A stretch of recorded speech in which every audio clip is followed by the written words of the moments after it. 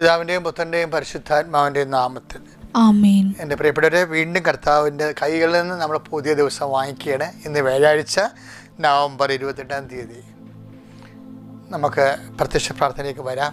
എല്ലാവരും ഭക്തിപൂർവ്വം പ്രാർത്ഥിക്കുക. ഓരോ പ്രത്യക്ഷ പ്രാർത്ഥനയാണ് ആ ദിവസത്തിൻ്റെ വരദാനം. അമ്മേ പരിശുദ്ധ അമ്മേ, അമ്മേ പരിശുദ്ധ ദൈവമാതാവേ, ദൈവമാതാവേ, അന്ന് അങ്ങ് കൃപാസനത്തിൽ പ്രത്യക്ഷപ്പെട്ട് വരാൻ പോകുന്ന മഹാദുരന്തത്തിൽ നിന്ന് രക്ഷപ്പെടാൻ എല്ലാവർക്കും വേണ്ടി പ്രാർത്ഥിക്കുവാനും ആവശ്യപ്പെട്ടിട്ട് 20 വർഷം തികയുന്ന ഈ വേളയിൽ കൃപാസനത്തിലൂടെ ഞങ്ങൾക്കും ഈ ദേശത്തിനും അങ്ങ് മധ്യസ്ഥം തേടി തന്ന എല്ലാ അനുഗ്രഹങ്ങൾക്കും കൃപകൾക്കും ഞങ്ങളിപ്പോൾ ഹൃദയം നിറഞ്ഞ നന്ദി പറയുന്നു.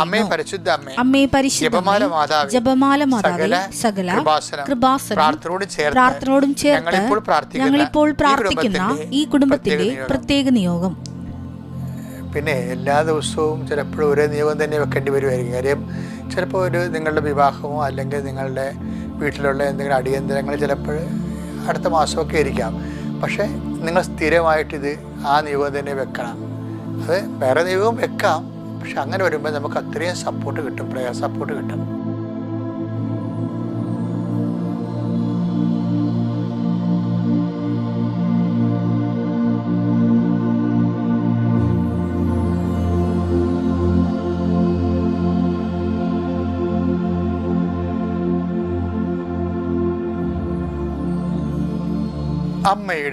അമ്മയുടെ പ്രത്യക്ഷീകരണത്തിന്റെ ഈ ദ്വാദശക വേളയിൽ ഞങ്ങൾക്ക് സാധിച്ചു തരുവാൻ കനിയണമേ. വിശ്വാസ പ്രമാണം.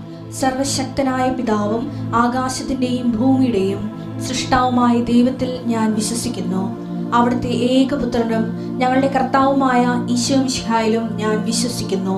ഈ പുത്രൻ പരിശുദ്ധാത്മാവിനാൽ ഗർഭസ്ഥനായി കന്യകാമറിയത്തിൽ നിന്ന് പിറന്ന് പൊന്തിയോസ് പീലാത്തോസിന്റെ കാലത്ത് പീഡകൾ സഹിച്ച് കുരിശിൽ തറയ്ക്കപ്പെട്ട് മരിച്ച് അടക്കപ്പെട്ട് പാതാളങ്ങളിൽ ഇറങ്ങി മരിച്ചവരുടെ ഇടയിൽ നിന്ന് 3-ാം നാൾ ഉയർത്ത് സ്വർഗത്തിലേക്ക് എഴുന്നള്ളി സർവശക്തിയുള്ള പിതാവായ ദൈവത്തിന്റെ വലതുഭാഗത്തിരിക്കുന്നു. അവിടെ നിന്ന് ജീവിക്കുന്നവരെയും മരിച്ചവരെയും വിധിക്കുവാൻ വരുമെന്നും ഞാൻ വിശ്വസിക്കുന്നു. പരിശുദ്ധാത്മാവിലും ഞാൻ വിശ്വസിക്കുന്നു. വിശുദ്ധ കത്തോലിക്കാ സഭയിലും പുണ്യവാന്മാരുടെ ഐക്യത്തിലും പാപങ്ങളുടെ മോചനത്തിലും ശരീരത്തിന്റെ ഉയർപ്പിലും നിത്യമായ ജീവിതത്തിലും ഞാൻ വിശ്വസിക്കുന്നു. ആമേൻ. സ്വർഗ്ഗസ്ഥനായ ഞങ്ങളുടെ പിതാവേ, അങ്ങയുടെ നാമം പൂജിതമാകണമേ. അങ്ങയുടെ രാജ്യം വരണമേ. അങ്ങയുടെ തിരുമനസ് സ്വർഗത്തിലെ പോലെ ഭൂമിയിലും ആകണമേ. അന്നു വേണ്ടുന്ന ആഹാരം ഇന്ന് ഞങ്ങൾക്ക് തരണമേ. ഞങ്ങളോട് തെറ്റ് ചെയ്യുന്നവരോട് ഞങ്ങൾ ക്ഷമിക്കുന്നത് പോലെ ഞങ്ങളുടെ തെറ്റുകൾ ഞങ്ങളോടും ക്ഷമിക്കണമേ. ഞങ്ങളെ പ്രലോഭനത്തിൽ ഉൾപ്പെടുത്തരുതേ, തിന്മയിൽ ഞങ്ങൾ രക്ഷിക്കണമേ. ആമേൻ. നന്മ നിറഞ്ഞ മറിയമേ, സ്വസ്തി. കർത്താവ് അങ്ങയുടെ കൂടെ സ്ത്രീകളിൽ അങ്ങ് അനുഗ്രഹിക്കപ്പെട്ടവളാകുന്നു. അങ്ങയുടെ ഉദരത്തിൻ ഫലമായി ഈശോ അനുഗ്രഹിക്കപ്പെട്ടവനാകുന്നു. പരിശുദ്ധ മറിയമേ, തമ്പുരാന്റെ അമ്മേ, പാപികളായ ഞങ്ങൾക്ക് വേണ്ടി ഇപ്പോഴും ഞങ്ങളുടെ മരണസമയത്തും തമ്പുരാനോട് അപേക്ഷിക്കണമേ. ആമേൻ. കർത്താവിന്റെ ഉന്നതമായ നാമത്തിന് സ്വസ്ത്രം ചെയ്യുന്നു. കൈകൾ കുപ്പി ശിരസമിച്ച് അനുഗ്രഹം സ്വീകരിക്കുക. കർത്താവെ, നിന്റെ ഉന്നതമായ നാമത്തിന് സ്വസ്ത്രം ചെയ്യുന്നു. കർത്താവെ, നിന്റെ വിശുദ്ധ പൗരോഹിത്യത്തെ മഹത്വപ്പെടുത്തണമേ. കർത്താവെ, സഭയുടെ സാന്നിധ്യം പ്രകടമാക്കണമേ. ഇന്ന് നവംബർ 28 വ്യാഴാഴ്ച അങ്ങയുടെ മക്കൾക്ക് വേണ്ടി ഞാൻ പ്രാർത്ഥിക്കണം. ഈശോയെ, അങ്ങയുടെ മക്കൾ ഇന്ന് എവിടെയെല്ലാം പോകുന്നു അവിടെയെല്ലാം നിന്റെ സന്നദ്ധം, നിന്റെ സാന്നിധ്യം. wherever you go I will be there, I'll be with you എന്ന് പറഞ്ഞിട്ട് ഈശോയെ, നീ എവിടെ പോയാലും. ജോഷുവ 1:9 വചനം ഉടമ്പടി വചനമാണ്. ഉടമ്പടി വചനമാണ്, ഉടമ്പടി വാഗ്ദാനമാണ്. അത് ഉടമ്പടി എടുത്തിരിക്കുന്നവർക്ക്, അത് വിശ്വസിക്കുന്നവർക്ക് ദൈവം അത് നിരന്തരം നിന്ന് ഫലിക്കുന്ന വചനങ്ങളാണ്. അതാണ് wherever you go I will be there, I will be with you. നീ എവിടെ പോയാലും നിന്റെ കൂടെ ഞാനുണ്ടായിരിക്കും. കർത്താവെ, അങ്ങയുടെ സാന്നിധ്യം അങ്ങയുടെ മക്കളെ ജീവിതത്തിൻ്റെ ഓരോ ആവശ്യത്തിനെ ഇന്ന് പോകുന്ന എല്ലാ ഇടങ്ങളിലും അങ്ങയുടെ സാന്നിധ്യം ഉണ്ടാകട്ടെ. ഇന്ന് ഞങ്ങളുടെ കുടുംബത്തിൻ്റെ നിലനിൽപ്പിന് വേണ്ടി, ജീവിതത്തിൻ്റെ നിലനിൽപ്പിന് വേണ്ടി കണ്ടുമുട്ടുന്ന ഓരോ വ്യക്തികളിലും അവരുടെ ഞങ്ങളുടെ സംഭാഷണ മധ്യേ കർത്താവെ, നിൻ്റെ സാന്നിധ്യം പ്രകടമാകണമെന്ന് പ്രാർത്ഥിക്കുന്നു. കർത്താവെ, എന്ത് നടക്കാത്ത കാര്യമായാലും എന്ത് ചെയ്തു തരാൻ ബുദ്ധിമുട്ടുള്ള വിഷയമായാലും കർത്താവ് നീ പറഞ്ഞല്ലോ നിൻ്റെ ഭാരം ലഘുവാണെന്ന്. അതുപോലെ കർത്താവ് നിൻ്റെ ഭാരമാക്കി ഞങ്ങളുടെ ഭാരത്തെ മാറ്റണമെന്ന് പ്രാർത്ഥിക്കുന്നു. അപ്പോഴത് ഓട്ടോമാറ്റിക്കായിട്ട് ലഘുവായി മാറും. കർത്താവ് നിൻ്റെ മക്കൾക്ക് വേണ്ടി പ്രാർത്ഥിക്കുകയാണ്. അവിടെ ഇന്നത്തെ ഭാരങ്ങൾ നീ ലഘുവാക്കണമെന്ന് പ്രാർത്ഥിക്കുന്നു. നിൻ്റെ സ്നേഹം കൊണ്ട്, നിന്നിലുള്ള ഞങ്ങളുടെ വിശ്വാസം കൊണ്ട്, നിന്നിലുള്ള ഞങ്ങളുടെ ആശ്രയങ്ങൾ കൊണ്ട് ഞങ്ങളുടെ ജീവിതഭാരം നിൻ്റെ നാമത്തിലെ ലഘുവാകട്ടെ എന്ന് ഈശോനാമത്തിൽ പ്രതീക്ഷിക്കുന്നു, പ്രത്യാശിക്കുന്നു, ഈശോനാമത്തിൽ കൽപ്പിക്കുന്നു. ദൈവത്തിൻ്റെ കരുണ നിന്നെ ആവശ്യിക്കട്ടെ. നിൻ്റെ തീരുമാനങ്ങൾ, ഇന്നത്തെ ദിവസത്തെ തീരുമാനങ്ങൾ കർത്താവ് പൂർണ്ണമായി ഏറ്റെടുക്കട്ടെ എന്ന് പ്രാർത്ഥിക്കുന്നു.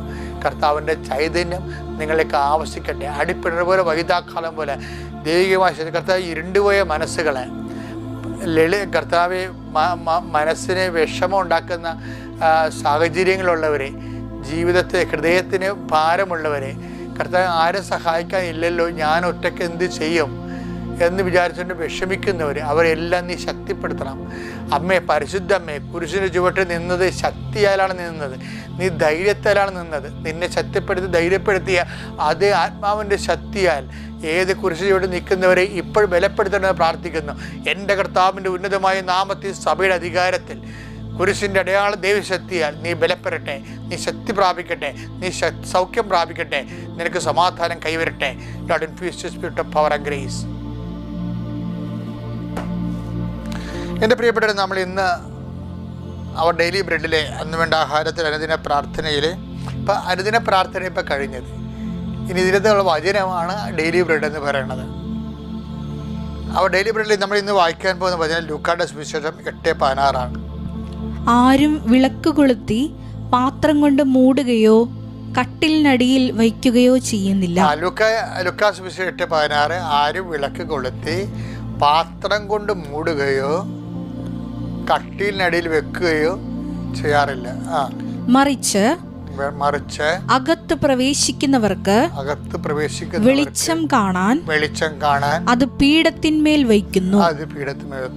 സാധനം നമുക്കറിയാമല്ലോ, വിളക്ക് കെടുത്തുമ്പോഴാണ് യഹൂദ പാരമ്പര്യം അനുസരിച്ച് ഒരുതരം ഗ്ലാസ് പോലെ പാത്രം കൊണ്ട് മൂടുന്നത്. ഇപ്പോഴും അങ്ങനെ ചെയ്യുന്ന ആൾക്കാരുണ്ട്. പണ്ടൊക്കെ നമ്മുടെ പല പള്ളികളിലൊക്കെ ആൾത്താരയിൽ തിരി കത്തിക്കുമ്പോൾ ഒരു കപ്പേര്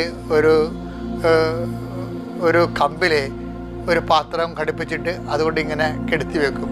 വിളക്ക് കെടുത്തുന്നതിനാണ് ആൾക്കാർ കെട്ട വിളക്കാണ് കട്ടിലടി വെക്കേണ്ടത്, പാത്രം കൊണ്ട് മൂടുന്നത്. പക്ഷെ കത്തിച്ച വിളക്ക് അങ്ങനെയല്ല ചെയ്യേണ്ടത്. ഇത് നമുക്കിത് പ്രാധാന്യമായിരിക്കണം. എന്താണെന്നറിയാവോ? അത് 2014 എനിക്ക് ഇൻ്റർനാഷണൽ തമിഴ് യൂണിവേഴ്സിറ്റിയിൽ നിന്ന് ഡോക്ടറേറ്റ് കിട്ടിയിട്ട് ഞാൻ മധുരയിൽ നിന്ന് നേരെ പോകുന്നത് വാടിപ്പെട്ടിയിലൂടെയാണ്. വാടിപ്പെട്ടി ചെല്ലുമ്പോൾ അവിടെ അമ്മ സന്നിധാനത്തിലേക്ക് പലയിടത്ത് കയറാൻ എനിക്ക് ഒത്തിരി കൊതിച്ചാണ് അവിടെ ചെന്നത്. എത്രയോ ജപമാല ചൊല്ലി മധുരയിൽ നിന്ന് വാടിപ്പെട്ടി വരെ ജപമാല ചെല്ലിയിട്ടും അവിടെ ചെല്ലുമ്പോൾ എൻ്റെ സർവാംഗം തളർന്ന് ഞാൻ നിന്നുപോയി. അകത്ത് കയറാൻ ഒത്തില്ല.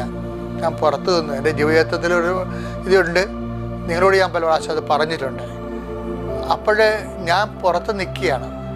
നിന്നതിന് ശേഷം ഞാൻ ഉടനെ വിജയകുമാർ, തങ്കച്ചായനും ഒക്കെ അകത്ത് കയറി, സണ്ണിയൊക്കെ അകത്ത് കയറി നേർച്ച കിട്ടിയിട്ട് തിരിച്ചു വന്ന്. അപ്പോൾ എന്നോട് ചോദിച്ചു നേർച്ച ഇടുന്നില്ല ചോദിച്ചപ്പോൾ പറഞ്ഞു എനിക്കകത്ത് കയറാൻ അനുവാദം ഇല്ല എന്ന് പറഞ്ഞു. കാര്യം അമ്മ എന്താ പറഞ്ഞു വെച്ച് കഴിഞ്ഞാൽ ഇതിനേക്കാൾ വ്യക്തമായിട്ടും പുഷ്പം പോലെ പൂ പോലെ വെളിച്ചത്തിലാണ് നിൻ്റെ മുമ്പിൽ ഞാൻ പ്രത്യക്ഷപ്പെട്ട സമയഘടികാരവും നെഞ്ചിൽ ചാർത്തിക്കൊണ്ട് ദൈവിക ദൗത്യം കാണിച്ചു തന്നത്, ദുരന്തമുണ്ടാകാൻ പ്രാർത്ഥിക്കണമെന്ന് പറഞ്ഞത്. നീ 10 കൊല്ലമായിട്ട് അമ്മ അനങ്ങിയിട്ടില്ല. അപ്പോൾ 2004 സംഭവിച്ചതല്ലേ. സഭയെ പേടിച്ചും പൊതുജനങ്ങളെ പേടിച്ചും ഞാനും മിണ്ടാകണ്ടിരുന്ന് എൻ്റെ പ്രൈവറ്റായിട്ടുള്ള കോൺഫറൻസിലൊക്കെ പറയണമെന്നല്ലാതെ ഇന്ന് കാണുന്ന പോലെ വ്യാപകമായ ഒരു രീതി പറഞ്ഞില്ലായിരുന്നു. അപ്പോൾ ഞാൻ ഓർത്ത് എന്തുകൊണ്ടാണ് എനിക്ക് അകത്ത് കയറാൻ കഴിയാതിരുന്നതെന്ന് ചോദിച്ചപ്പോൾ ഞാൻ കാറിലിരുന്ന് വചനം എടുത്ത് അന്ന് കിട്ടിയ വചനമാണിത്, ലൂക്കാ 8:16. ഞാൻ അപ്പം തന്നെ ജോമോണിലെ നമ്മുടെ മീഡിയയിൽ വിളിച്ച് പറഞ്ഞു ഇങ്ങനെയൊരു സംഭവം നടന്നു. എന്താണ് വിളിച്ച് പറഞ്ഞത്? അതായത് വിളക്ക് കൊളുത്തി ആരും പാത്രം കൊണ്ട് മൂടാറില്ല. ഇപ്പം ഞാൻ 10 കൊല്ലം പാത്രം കൊണ്ട് മൂടി വെച്ചിരിക്കുകയായിരുന്നു. പിന്നെന്താ പറഞ്ഞത്? കട്ടിൻ്റെ അടി വെക്കാറുമില്ല, കെടുത്ത്. അപ്പോൾ മാതാവിൻ്റെ പ്രത്യക്ഷീകരണം കെട്ട വിളക്ക് പോലെയാണ് ഞാൻ സൂക്ഷിച്ചത്. കർത്താവ് പറഞ്ഞു അത് എല്ലാവർക്കും പ്രകാശം കാണാൻ വേണ്ടി ദീപപീഠത്തിന്മേൽ വെക്കണമെന്ന്. അപ്പോൾ ദൈവം നമുക്ക് നൽകിയിട്ടുള്ള എല്ലാ നന്മകളും മറ്റുള്ളവർക്ക് വേണ്ടി ഉള്ളതാണെന്നാണ് എൻ്റെ സൂചന. അതുകൊണ്ടാണ് നിങ്ങളുടെ വെളിച്ചം മനുഷ്യരുടെ മുമ്പിൽ വീശട്ടെന്ന് കർത്താവ് പറയത്തില്ലേ. നിങ്ങളുടെ വെളിച്ചം, നിങ്ങളുടെ നന്മകളെല്ലാം അത് മറ്റുള്ളവർക്ക് നന്മയായിട്ട് വരണം. ചില ആൾക്കാർ മറ്റുള്ളവരുടെ മേക്കട് നിങ്ങൾക്ക് എന്തെങ്കിലും നന്മ കിട്ടിക്കഴിഞ്ഞാൽ 5 മാർക്ക് കൂടുതൽ കിട്ടിക്കഴിഞ്ഞാൽ എല്ലാവരുടെയും പറഞ്ഞു നടക്കും. എന്തിനാ കാര്യം? മറ്റുള്ളവർക്ക് അത് പാരയായിട്ട് വരിക. എന്താ കാര്യം? നിങ്ങൾ മറ്റുള്ളവരുടെ കേമന്മാരാണെന്നാണ്. ക്രിസ്ത്യാനിറ്റിയിൽ അത് നടക്കത്ത് വില പോകത്തില്ല. അങ്ങനെ ആൾ കളിക്കാൻ പറ്റത്തില്ല. കർത്താവ് പറഞ്ഞത് നിങ്ങളുടെ നന്മ വിളക്കുകൾ മനുഷ്യരുടെ മുമ്പിൽ വീശട്ടെ എന്നാണ് പറഞ്ഞത്. അതുകൊണ്ട് ഇന്നും ഒരു തീരുമാനം എടുക്കണം. നിങ്ങൾക്ക് എന്ത് നന്മ വന്നാലും അത് 10 മനുഷ്യർക്ക് നന്മ ഉണ്ടാകുന്ന രീതിയിലേക്ക് മാറ്റിക്കഴിയുമ്പോൾ കർത്താവിൻ്റെ വെളിച്ചം എന്നൊക്കെ ഞങ്ങൾ വന്നതിന് ശേഷം അമ്മ പെട്ടെന്ന് പ്രത്യക്ഷീകരണ പ്രാർത്ഥന ചൊല്ലി തന്നു. ആ പ്രത്യക്ഷീകരണ പ്രാർത്ഥന മാതാവിൻ്റെ രൂപമെടുത്ത് പീഠത്തിൽ വെച്ചിട്ട് അൾത്താരെ പ്രത്യക്ഷീകരണ പ്രാർത്ഥന തുടങ്ങി. അതിനുശേഷം 6 മാസം കഴിഞ്ഞപ്പോഴാണ് അമ്മ ഉടമ്പടി തന്നത്. ആ ഉടമ്പടിയാണ് ഇന്ന് ലോകം മുഴുവനും ഉള്ള ആൾക്കാർ ഒന്ന് ഉടമ്പടി എടുക്കാൻ വേണ്ടി ആശിക്കുന്നതിലേക്ക് എത്രയോ ലക്ഷങ്ങളാൽ ദൈവം വചനത്തെ വളർത്തി വിശുദ്ധി നിലനിർത്തി സുവിശേഷം സാക്ഷികളാക്കി. അത് സുവിശേഷത്തിൻ്റെ സാക്ഷികളാകണം. അതാണ് ഇതിൻ്റെ മെയിൻ സംഭവം. നമ്മൾ എന്തൊക്കെ ചെയ്താലും നിങ്ങൾ ചെയ്യേണ്ട അമ്മയുടെ പ്രത്യക്ഷീകരണത്തിന് സാക്ഷിയായി എന്നെ മാറ്റണമേ എന്ന് പ്രാർത്ഥിക്കണം. എന്നിട്ട് നിങ്ങളുടെ നന്മകൾ മറ്റുള്ളവർക്ക് നന്മയാകാൻ വേണ്ടി നിങ്ങൾ അതിനുവേണ്ടി ബോധപൂർവ്വം പരിശ്രമിക്കണം. അപ്പോഴേ കർത്താവിൻ്റെ വെളിച്ചം നിങ്ങളിലേക്ക് കടന്നു വരും. Have A good day.